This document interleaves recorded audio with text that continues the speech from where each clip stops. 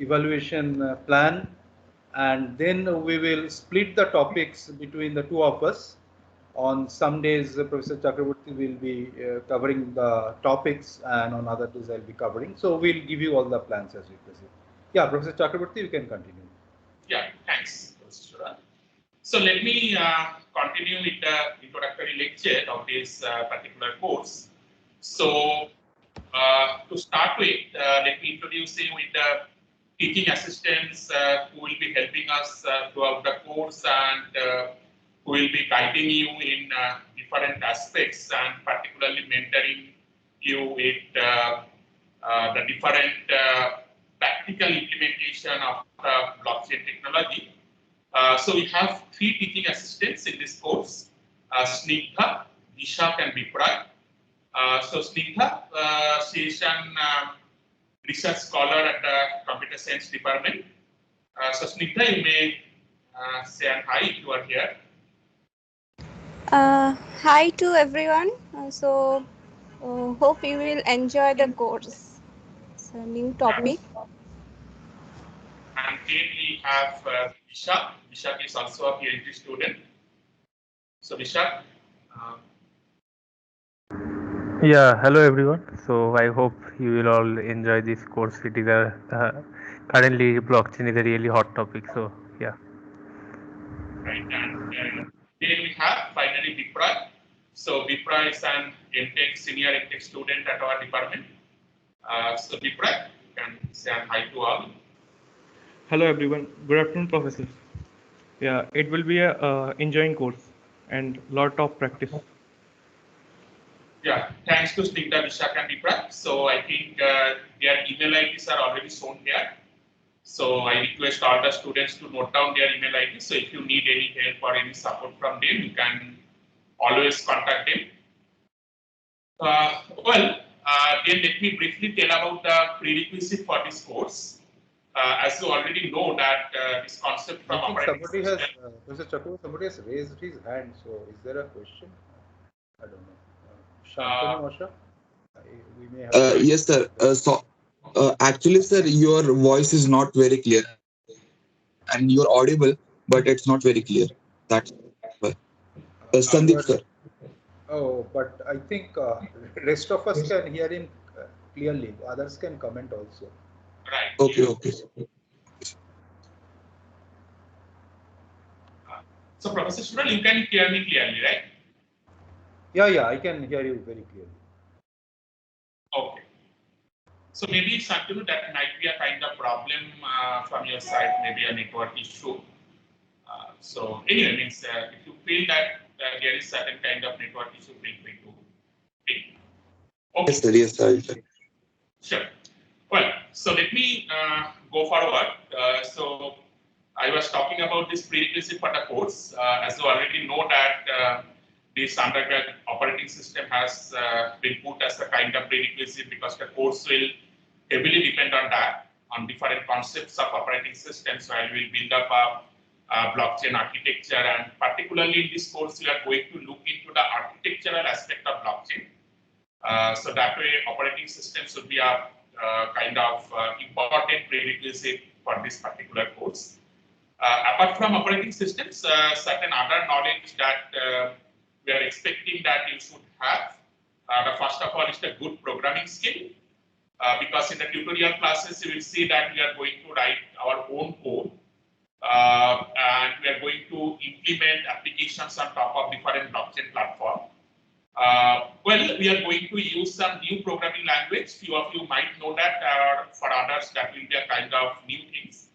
We are going to look into the coding, the Go programming language, or another language called Solidity. So we'll give the tutorial in the tutorial classes. The TS will be there to help you with this new programming logic. But apparently, it is expected that you have done quite a good amount of programming earlier, and you have kind of interesting writing computer programs. Again, good grasping data structure and algorithm, because we are going to use multiple different algorithmic knowledge and different kind of data structure while implementing the architecture of blockchain. And finally, the concepts from computer network, the different type of networking protocols which are there, the idea of the network protocol stack, and different kind of network architecture that we have, along with the kind of performance metrics to which we can understand the performance of a networking system. So these are the kind of prerequisites for the course. Well, then to start with the course, let me try to tell about a few myths, because I am quite sure that all of you have heard about this term blockchain earlier, and there are a lot of articles which are floating in the internet about blockchain, Bitcoin, cryptocurrencies. Even while registering for the course, I have seen that few of the students dropped us an email that I have participated in crypto trading and that's why I want to learn blockchain. So let me just try to clear certain doubts regarding this kind of myths and reality. So the first of all, blockchain is not Bitcoin, well, or Bitcoin is not blockchain, or any other cryptocurrency. So these two are kind of completely different concepts, what I would say.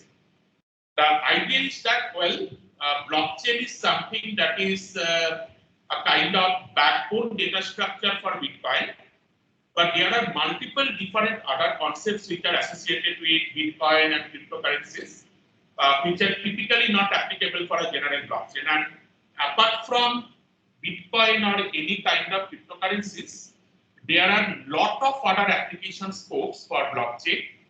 And in this course, we are particularly going to focus on those kind of applications. Maybe just for the sake of completeness or for your easy understanding, we are going to look into that, how the blockchain looks like as a backbone of a cryptocurrency. So for example, many of the times we will take an example of a Bitcoin blockchain, the blockchain that is used in the Bitcoin. But apart from that, we are not going to have a kind of general discussion on cryptocurrencies. So that's why we are not going to discuss on whether cryptocurrencies are good, whether cryptocurrencies are legal, why should someone declare it legal. So those kind of things are not a part of this particular course. And rather we are going to look or focus more on the technology rather than its other legal aspects or its kind of illegal usage in the cryptocurrency aspects. Then another myth that is going on over the internet that I have seen that there are frequent articles that mention this, that blockchain is a kind of revolutionary technology that can solve, I think, almost all the problems of our life. And that is a kind of big myth. That is not true. Well, so any applications cannot be implemented with the help of blockchain, or if you try to implement it with the help of a blockchain, you might land up to something that is not at all useful for reality.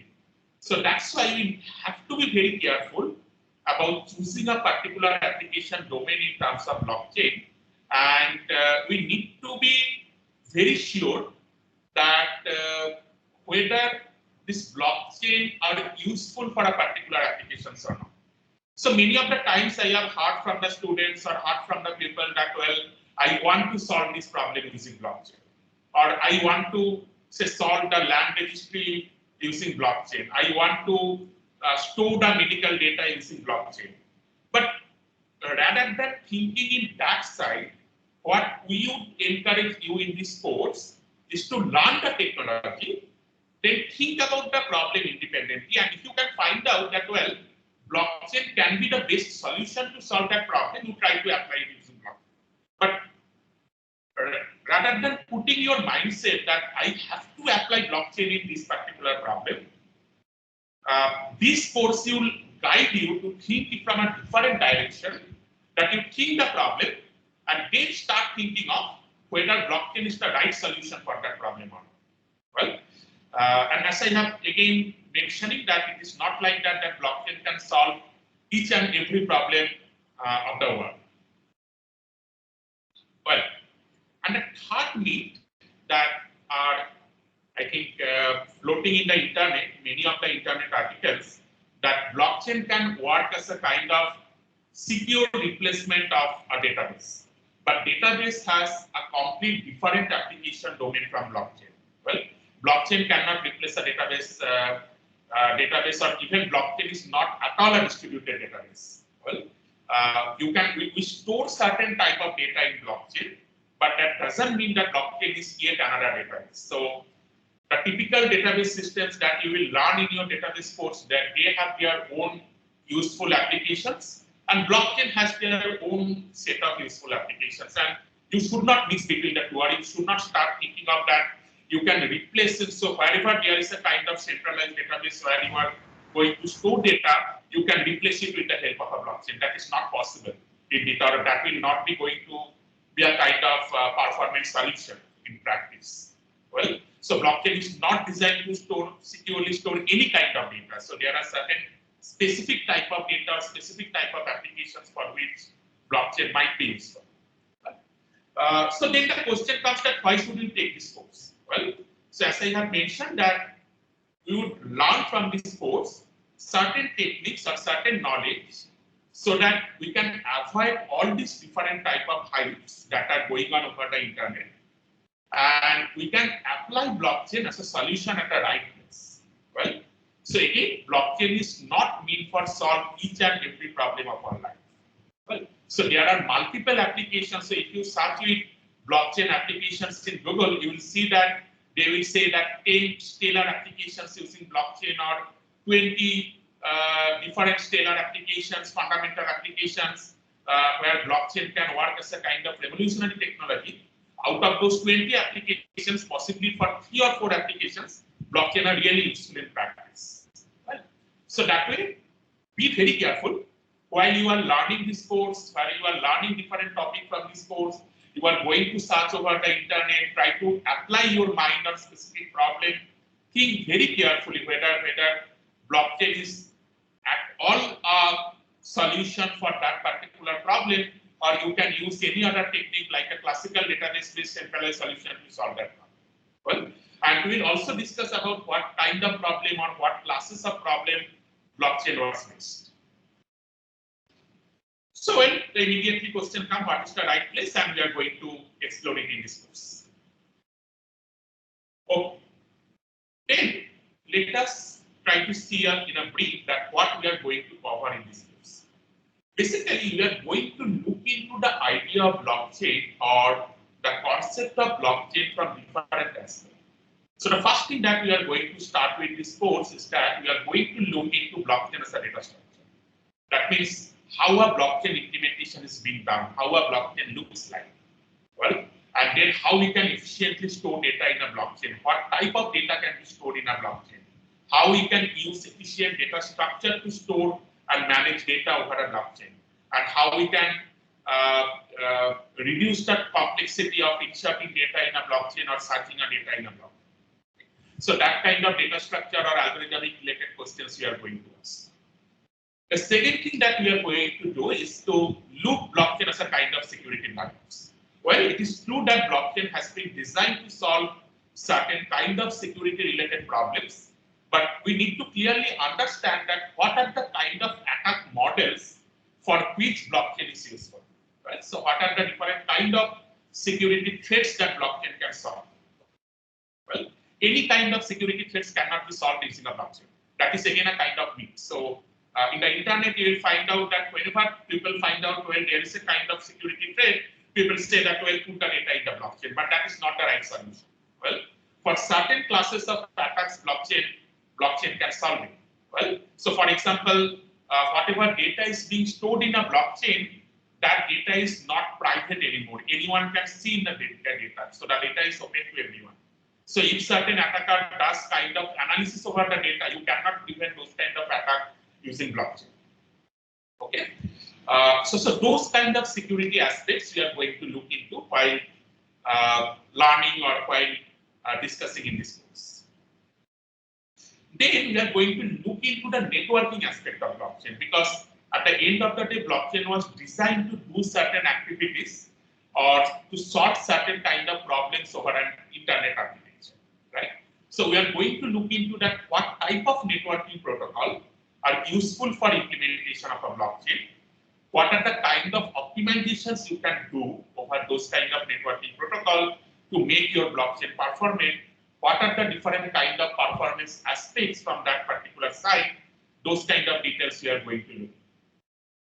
And finally, blockchain as a kind of distributed systems. Well, say we are going to look into more details of this aspect, that we are going to see that what kind of different user behaviors which are possible over a blockchain. So you will see later on that blockchain is a system that works over a kind of large-scale distributed system. And whenever we are talking about a large-scale distributed system, any kind of participants in that system can start behaving maliciously. So we are going to look into the protocol correctness or the blockchain correctness in that kind of malicious behavior. So then we are going to look into two different, very important aspects of any kind of distributed system, which is called the safety and liveness. The safety basically ensures that even in the presence of malicious user, your protocol and your system should work correctly. So we are going to look into those kind of safety aspects of blockchain. And at the same time, we are going to look into something called liveness. Liveness basically says that some attackers or some malicious node should not prevent or should not hold the operations for infinite time duration. So the protocol should progress. Right? So we'll see that how we are going to ensure that. So that way we are going to look into the systems aspect of blockchain. Then coming something from the tutorial aspect, so you know that this is a kind of 310 course. We have a kind of tutorial component. So in the tutorial component, we are going to learn that the blockchain is a kind of distributed programming framework. So we'll see that we are going to write something called a smart contract. Later on, you will learn that what is a smart contract, what does it mean, how do we implement that. So we are going to look into all those aspects of implementation of a smart contract on different kind of blockchain platform and how you can design different applications with the help of those smart contracts. So those kind of details we are going to look into this course. And finally, the different kind of applications. And this is the kind of most important thing where you need to put your mind carefully. Well, so we are going to look into that what type of applications are possible with the blockchain, and at the same time, what kind of applications are not possible using the blockchain. Right? So that way, at the end of the course, we expect that you will have a kind of good knowledge about this technology, so that you can suggest or you can think of possible applications or possible use cases where blockchain can be really useful.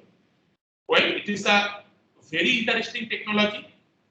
It has certain kind of very interesting concept.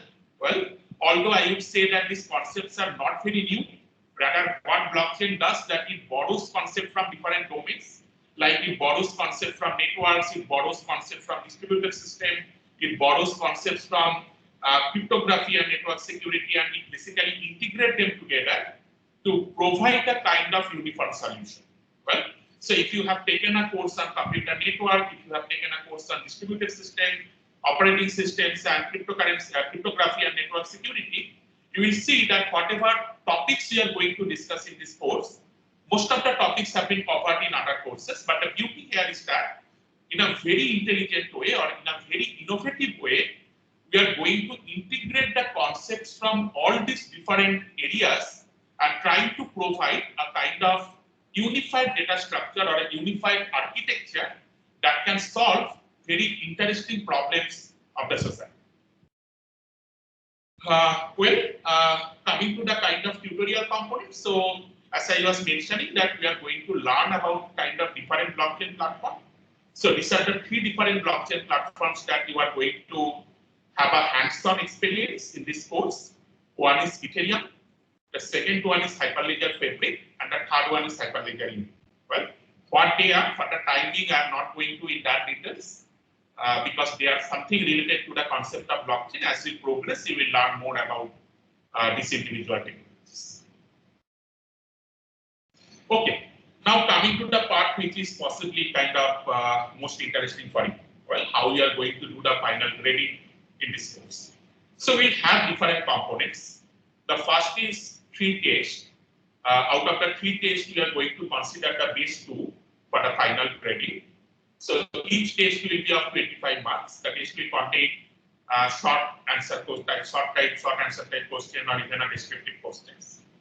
And the dates for the 3 tests are given 10/9, that means 10 September, 8 October, and 19 November.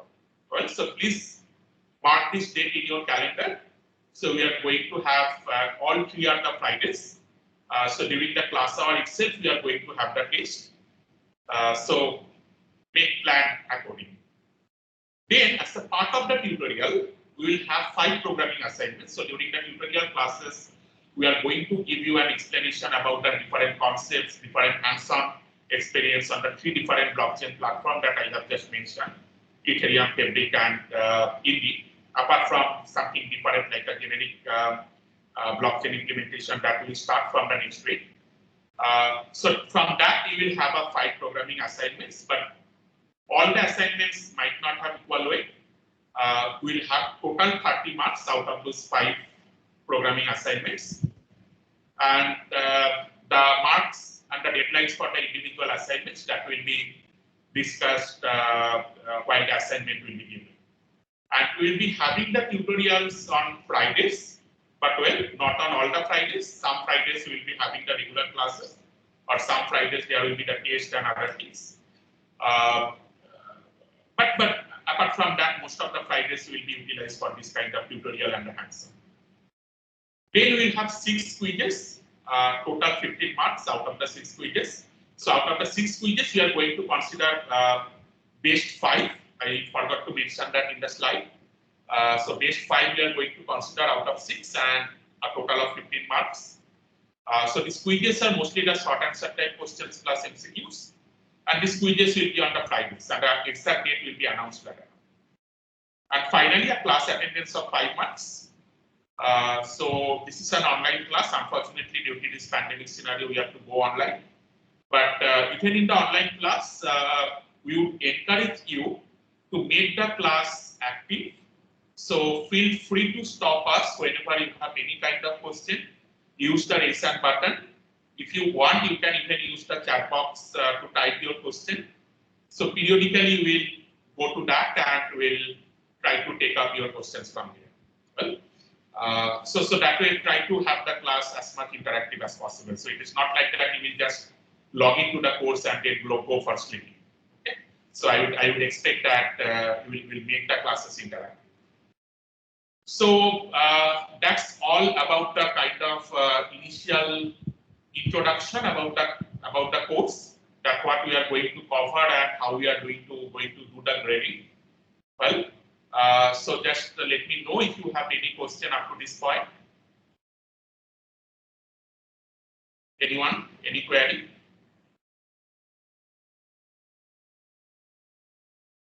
Professor Sural, if you want some query. Yeah, Shantanu. Yeah, carry on. Yes, sir. The test will be on computer science Moodle or IIT KGP Moodle. Sir? We'll announce that. Well, so we have not decided on that particular thing, but well before the test, we'll share those details with you. Okay, sir. Thank you. Yeah, I don't have more to add. Of course, the grading will be relative. That possibly is true for most of the courses. Yeah, so that is something that I thought we could add. Yeah, I don't have anything else. Is there any other question from the students? Hello, sir. Yeah, go ahead. Sir, actually, I'm from mechanical background and I don't have that much knowledge in programming. So, will this course will be helpful for me? Actually, I was a little bit worried about it. Yeah, actually, so as was mentioned, that if you do not have programming background, of course there will be opportunity to learn. But as you see that we will have several such assignments, and it's a 4-credit course, so it will definitely be programming heavy. Okay, so you need to decide, or you can talk with us offline. Whether it will be suitable for you or not, whether you can cope up with the assignments. But are you an MTech student? Yes, sir. I'm an MTech student. Which department? Choral department. Yeah, so it might be a bit heavy for you, but you can talk to us and accordingly take a decision. Okay. Actually, sir, I know only Python programming language. other than that, I don't know any other programming. Yeah, language. so basically here it is assumed that people are quite comfortable with standard other than Python, also other programming languages. And more than having the experience, it is more about having the enthusiasm of doing the coding and doing it quite efficiently, because these assignments will be there almost with weekly or so deadlines. Okay, so Okay. you decide for yourself whether you can manage this. Okay, thank you, sir. Right. So maybe you can also talk to one of the TAs, the names that I have mentioned, and you can just try to see some kind of sample implementation that we do over blockchain, and from there you can just try to think of or try to evaluate yourself whether we'll be able to come up with that. Okay, okay, sir. Okay, sir. So any other query from the students?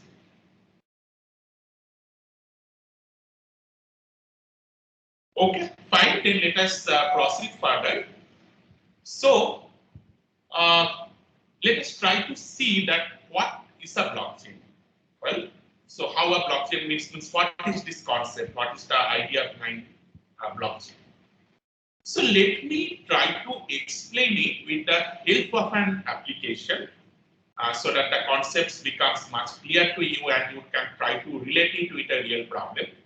So we are going to take an example from supply chain management. Well, so supply chain management is a domain where blockchains are heavily used, and there are multiple different practical use cases or practical implementations of blockchain. So we can share a few stories of you about those practical implementation later on, rather than there is a kind of interesting implementations that currently the Singapore government is using, and they have actually able to solve one of the major problem in their supply chain management with the help of blockchain. So later on, we are going to discuss about those stories and those experience. But let me try to explain with the help of an example from the petroleum industry. Well, again, this is something where currently Indian government is planning to apply supply chain. So so I think all of you know about NITI Aayog. So NITI Aayog, they are actually mentoring one pilot project which is being implemented and deployed at different government organizations which are related with the petroleum industry. And they are planning to deploy the supply chain, or even they have deployed the supply chain, and currently it is in the kind of testing phase, in the beta testing phase. So let me take up that example and explain the concept to you.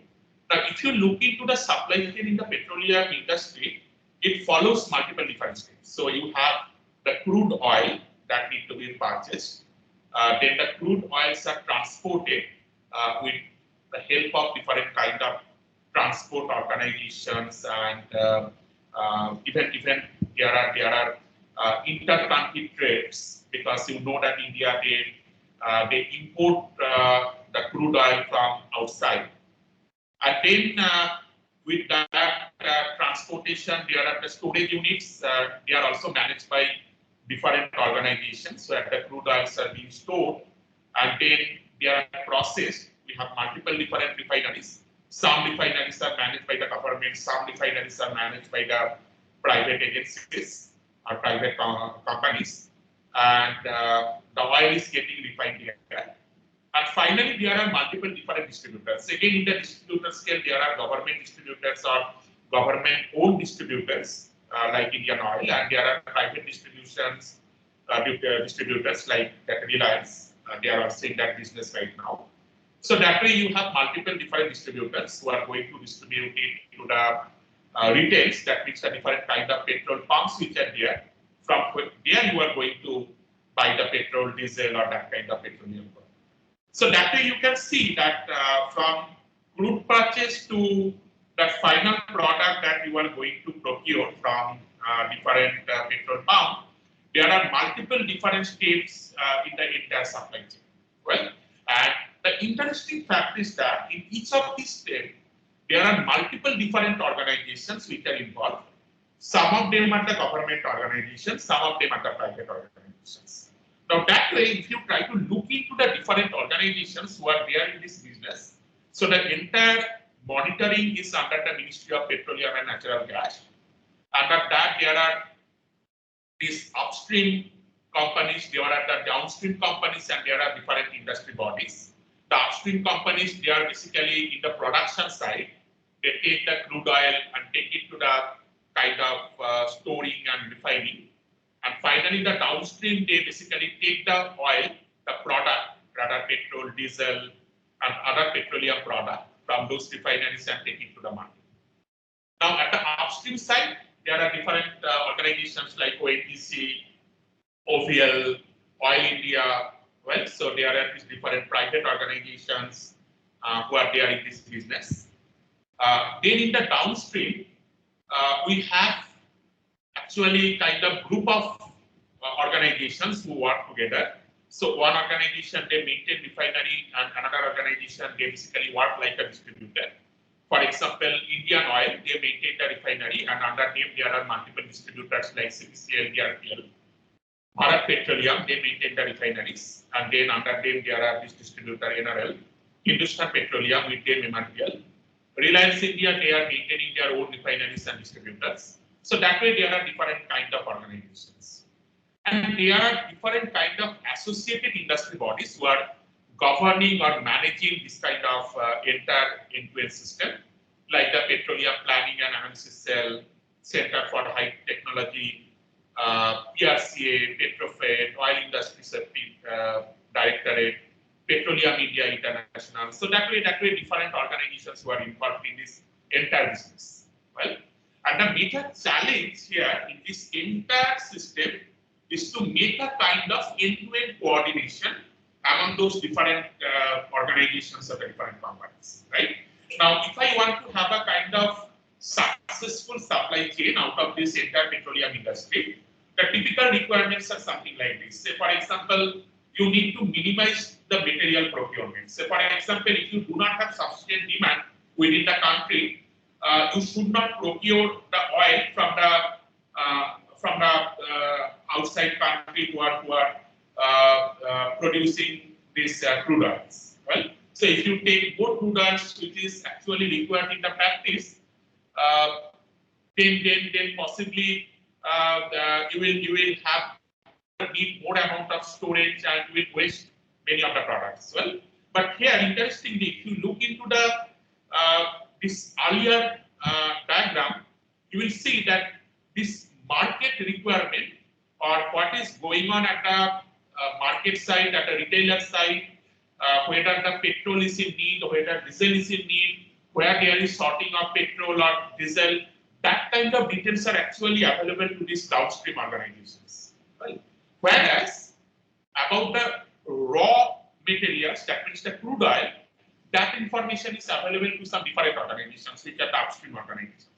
So that means you can understand that there is a need of coordination between these downstream organizations and the upstream organizations.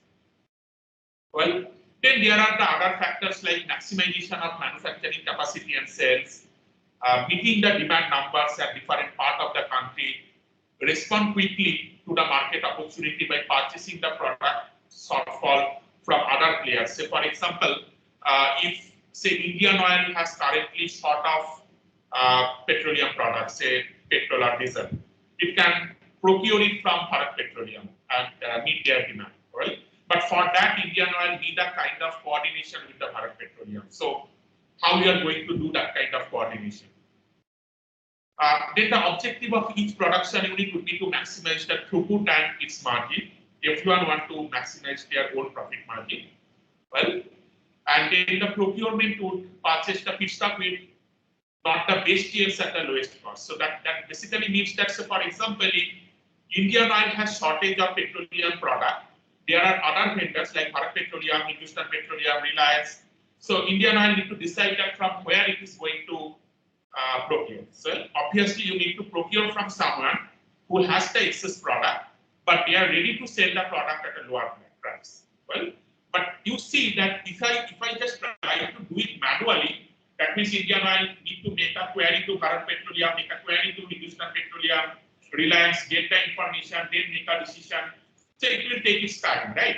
And then by that time, there might be a case that, well, there is a significant shortfall and it is not being able to cope up with those kind of shortfall. Well, so this entire process needs to be very fast. So the question comes that how I am going to do that. Now to do that, what you actually need, you need a kind of strong coordination among all these players. Right? You need a kind of platform through which all these different organizations or different companies can coordinate with themselves. So how can we achieve this? Well, so what you actually need, you need the real-time information from all these stakeholders. So how can you obtain such kind of real-time information from the stakeholders? So the immediate answer that can come to our mind that let us have a web-based portal. Well, so everyone will have their own web-based portal. Maybe I can have a central portal that will crawl the data from the website of the individual organizations and manage their own portal to announce the data. Well, but what can be a potential problem with such kind of web-based portal, right? So the problem can be that what is the guarantee that the information submitted is correct? Because see, in the internet, there are multiple different kind of phishing website. There are multiple different kind of information which are available. So, which is a kind of most reliable information? How you are going to judge that? Well, so just like about the blockchain technology, if you search in the internet about the applications of blockchain, you will get multiple different websites mentioning multiple different applications of blockchain. But which of the information is reliable, you really do not know. So that reliability of the information becomes a problem. Right? So if you have a that kind of distributed setup, and you need to remember one thing, that the players who are here in this entire business, they are the competitor of each other, right? So Indian Oil is a competitor of Hindustan Petroleum. So obviously Indian Oil will try to improve their profit margin. Well, but if they can coordinate in some way among themselves, then they can possibly balance this kind of conflicting requirement. That means I can basically have a kind of friendly relationship with my competitor, but at the same time I will try to maximize my own business. Okay? So that way this entire challenge comes, that the kind of trust among in correct word. So trust is the kind of correct word here. So the kind of trustworthy relationship or the trustworthy communication among all these different players.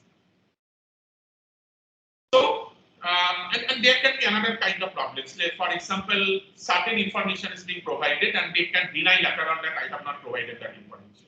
Well, and you know that kind of things happens over the internet. So some information has been published over a newspaper, or some information has been published over a website, and later on the company says that, or the organization says, hey, I have not published that information. Someone has done that on my behalf. So that kind of denial can be there. So if there is a denial, how you are going to prove that? Well, it is not the case that that person has actually posted the information. So blockchain is the answer for such kind of questions or for such kind of environment. So I guess that I am able to give you a kind of idea that for what kind of market or what kind of environment we can possibly think of a blockchain application. We are going to see that how blockchain can help. Well, but the important point that are there to know is first, here there are multiple players, multiple different organizations and companies. These companies has a problem of trust among themselves because they are the competitors of each other. Everyone wants to maximize their profit margin, and that way there is an issue of trust about the information that is being provided by one company. Well, so how you are going to rely on that kind of information? So it is a kind of multi-organizations or multi-administrative setup where there is a problem of reliability of information among the organizations. Well, but at the end of the day, what we see that in spite of this kind of challenging environment, if we can design a coordination platform through which they can interact with each other and they can cooperate, then they can possibly yield the best outcome to the society. for such kind of applications, blockchain is useful. So let us see that how can we obtain this real-time information? Well, now you can imagine that there is a kind of public bulletin board. Well, now who is providing this public bulletin board? Say it is just think of that it is a kind of blackboard that is provided by the board. Well, so later on we'll see that who that board is here. So that is a kind of uniform blackboard. The access to that blackboard or the public bulletin board is available to all of these organizations. Now, whatever thing that individual organizations want to do, they make a note of it on that blackboard. Well, so for example, one crude oil organization may publish that 12042 barrels produced at Mumbai High on December 26, 2020. So that information is made announced on that public bulletin board. And remember that, as I have mentioned, that this public bulletin board has been provided by the board. Okay, so everyone is going to trust it. Well, then say one transport agency that announced that 16,467 barrels transported from Mumbai High to HPCL refinery on December 26, 2020 at 2:30 p.m. Well, then the refinery says that I have received 16,467 barrels on December 26, 2020 at 4:48 p.m. Well, so that way, whatever transactions are happening at an individual organization level, they are being put on that public blackboard. Now, what is the property of this public blackboard? And why I have mentioned that this public blackboard is actually given by the God? Because there are certain properties. Well, the first thing is that it is public. Everyone can see all the information that is being posted on this blackboard, and they can verify the information. Okay. The second thing is that as this is public, if I am going to make any change of information in this blackboard, that is going to be visible to everyone. Well, so if one refinery has announced that I have received 16,467 barrel, and then if they or someone else is going to erase that and going to write something else, others will be able to notice and others will be able to catch them. That's why you are making this change. Well, so that way the things are transparent. Well, whatever is happening, that is a kind of much more transparent.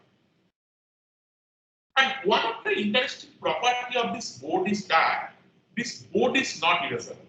Well, so whatever you have written once, you cannot delete that.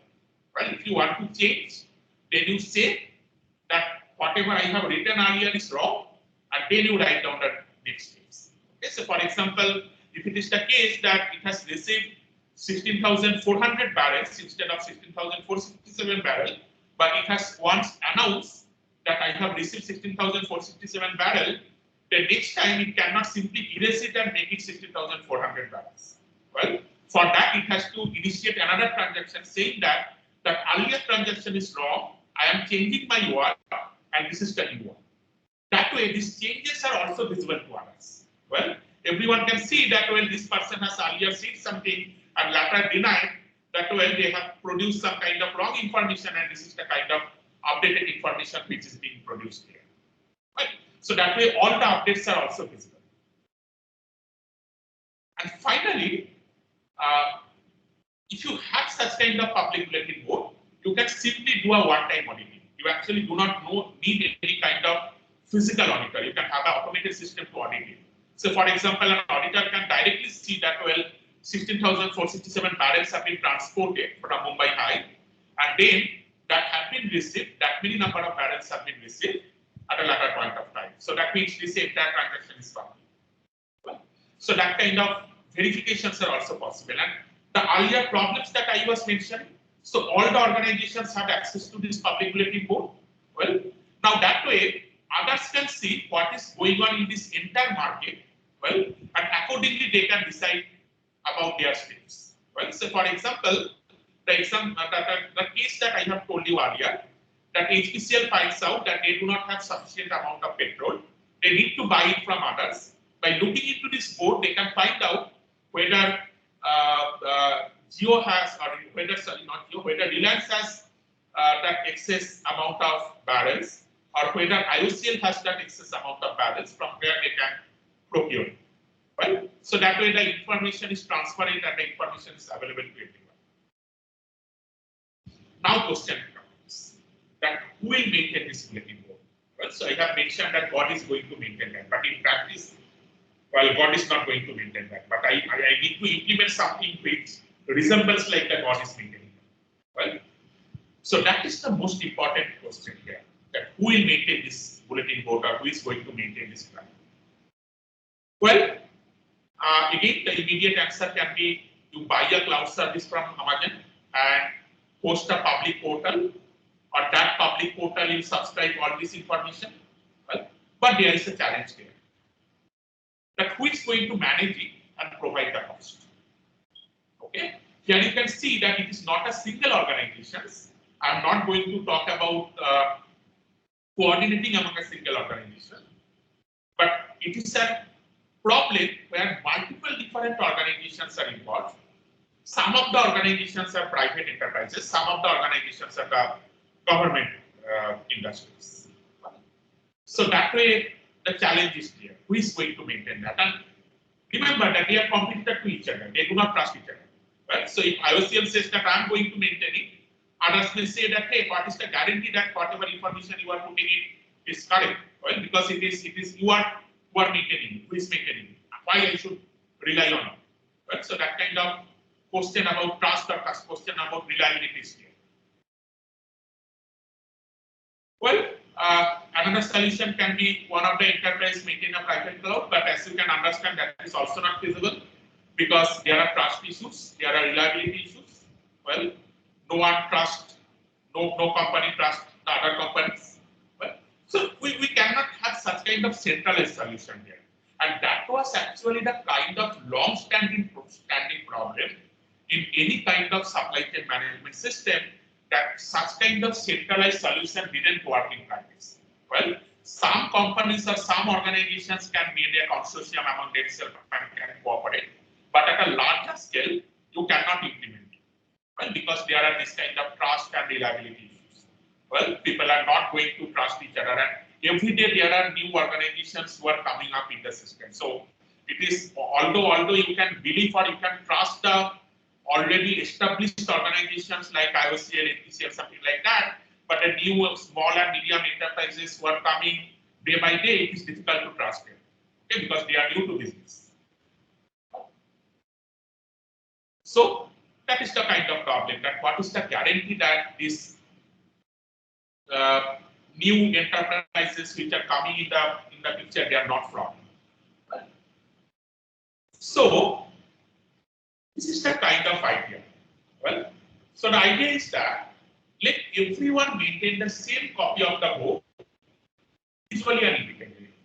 Well, so what I am saying, that rather than having a central board, let me have a copy of the board to every party who is there in this entire business. Well, that's a good solution. Well, everyone has a copy of the board, everyone maintaining their own board. But there are many technical challenges if you are trying to think about in that direction. Well, that's how you are going to maintain it. So the first problem that will come, that what is the guarantee that these individual boards that are there with the individual organizations, they have the same information. Okay? Somehow you have to guarantee that. Otherwise, there is no meaning of having a kind of public bulletin. So what we are doing? So in blockchain, right? So here comes the solution. So I'm going to have a scenario where it is a kind of decentralized and multi-authority network information data storage and access system. So that is a kind of blockchain. So let me explain it by breaking. So this particular definition, you can see that there are multiple different keywords. So let me try to break it and try to explain it. Well, so what I have mentioned, that well, we are going to have a copy of the Blackboard with each one of them. So that way, what is happening, that no one is becoming the sole owner of the data. Well, but everyone has a copy of the data. So we do not have a kind of central database. Okay, because it is difficult to manage a central database for this kind of problem, where there are multiple different organizations and they do not trust each other. But then I need to ensure that everyone holds exactly the same copy of the data at the same instance of time. So although it is a distributed system, so here comes the notion of distributed system. So what I need to ensure that I need to have a kind of consensus among these parties. Well, so this consensus is a term from the distributed system literature. What does it mean? That means that if I update one of the board, then the same information need to be updated to other boards at the same point of time. Okay, so I need to design a system which is going to ensure that, and we will see later on that how we are going to ensure that in practice. So from here, we are moving to that public bulletin board to a blockchain. So what is a blockchain? A blockchain is an immutable, append-only, ever-growing chain of data.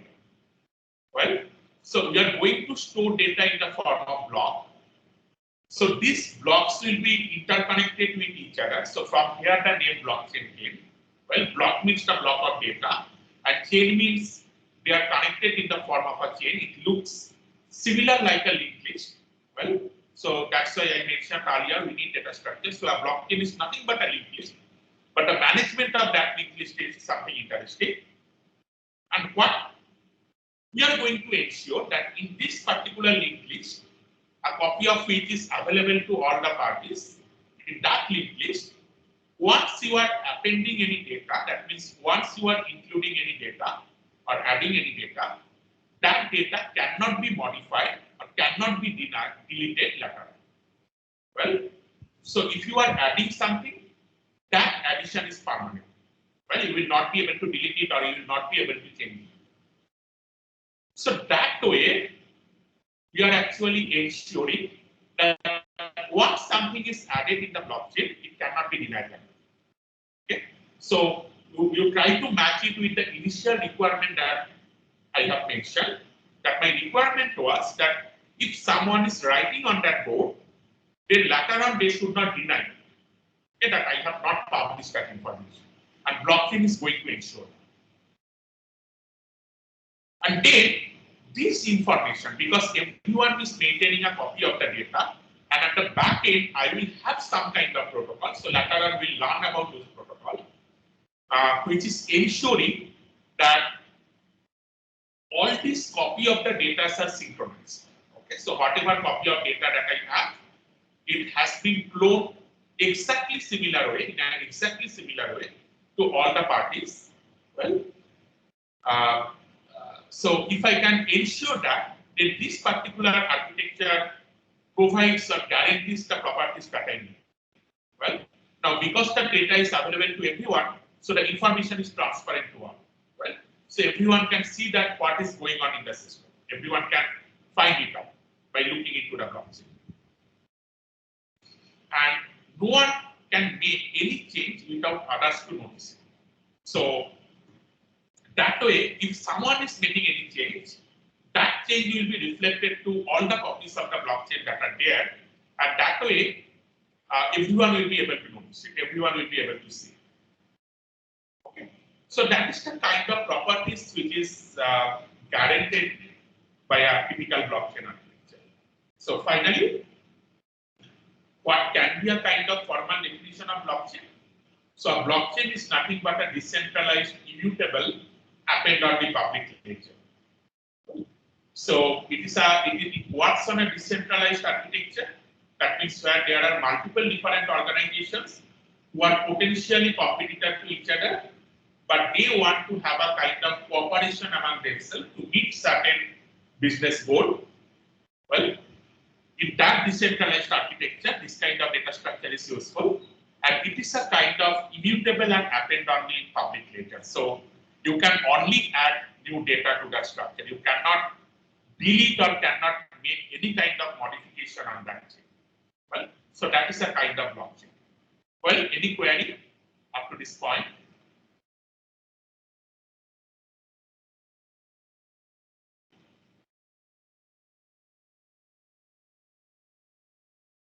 Okay, So let me just check the chat box once. If you have any query there, well, there was one question.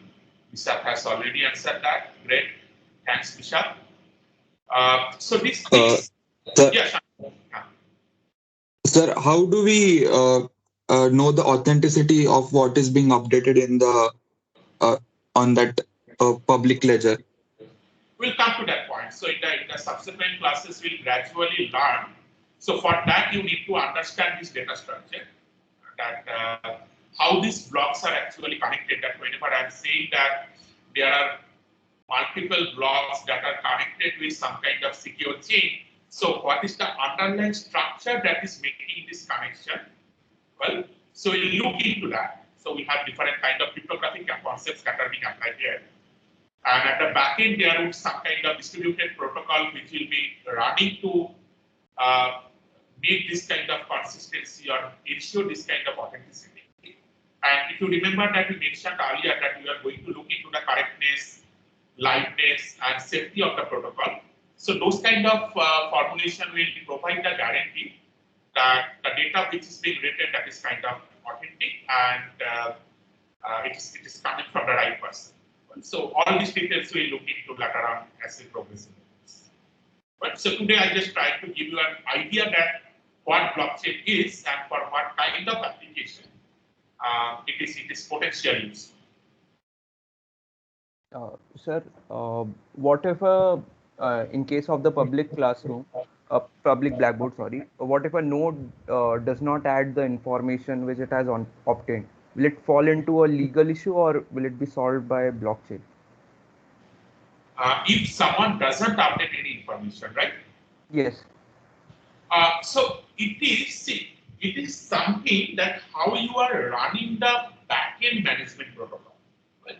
So whether you are forcing certain organization to provide any information or not, it depends on that. So, for example, for say this kind of transportation for supply chain management, if a particular organization has transported the crude oil, well, through some distributor, and those information have been logged. Well, but when the things have been received, that has not been logged. Well, assume that that is a kind of scenario which has happened. So immediately others will be able to see, well, and they can raise a query or they can kind of raise an investigation that what that particular things has not been logged. Well, obviously that can be a legal issue, but the interesting fact here is that if such kind of things are happening, then immediately you will be able to notice it. Okay, so that kind of auditing will not be needed. And so that kind of support blockchain is going to provide. Now, if you can design a kind of logic to provide or to resolve such kind of conflict immediately, well, so later on we'll see that we are going to write something called a smart contract on top of blockchain, which can provide kind of guarantee. So, for example, unless this storage is reporting that I have received the balance from the distributor, the money is not going to transfer to the distributor. Well, and that kind of conditions you can put, right? So that you actually ensure that everyone put the right information on the blockchain, so that they can get the corresponding benefit from the system. Okay. Yes, sir. Thank you, sir. Right. So I can see one question in chat. If every organization stores the copy, then every organization needs that much memory. Yes, exactly. So that is an interesting problem, right? So that's why initially I have mentioned that blockchain cannot replace a database. Well, so we need to be very careful that what data we are storing in blockchain and how we are going to store it. And as the course progress, we'll see that how we do the optimization in the form of storage. Well, how do we ensure that I need minimum amount of storage requirement? But that is a kind of overhead for maintaining a blockchain-based system. To maintain a blockchain-based system, every organization has to devote, or every organization has to have their own storage base, okay, to store the data. Okay, any other query?